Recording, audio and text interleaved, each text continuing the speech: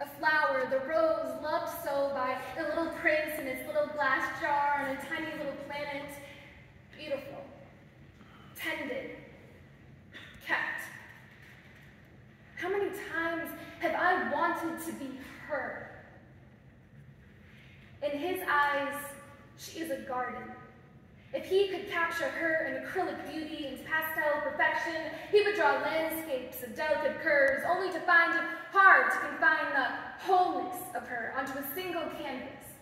She cannot be tamed in burgeoning paint and outgrows his design faster than he contends the pretty picture, so instead, he simply frowns at her wilting edges and snips off the parts of her crying out for a little bit of water. He prunes back her autonomy, trims away her choice things, and calls her voice lest the disease spread. For fear, they may believe a woman can grow on her own, not for consumption, not for enjoyment. When the fields of her heart bloom wildflowers instead of tulips, he will call her unruly and rip them out, root and stem. The poor dare to split open and slip through the cracks of the sidewalk, climbing towards the sun. He names them weeds and buries them underneath the concrete.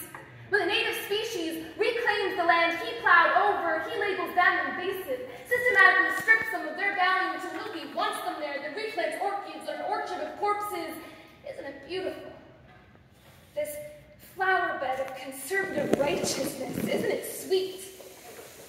Watch him plant seeds of Alabama heartbeats and Dakota pipelines, pretend not to notice as the kids die in cages on U.S. soil or shot down in Columbine. All life is precious.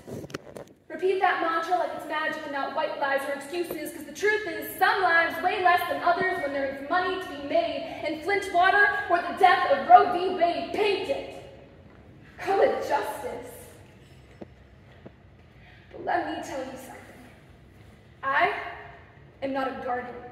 I am not just a pretty picture. I am not some blank canvas for a landscape architect cultivating legislatures and paid by numbers on my body. It is my body, and my body has more worth than the dry earth you seem to think it is. You can pluck daisies, but not roses. Try to hold us, and we will make you bleed one prick at a time. As daughters of Mother Nature, hell hath no fury.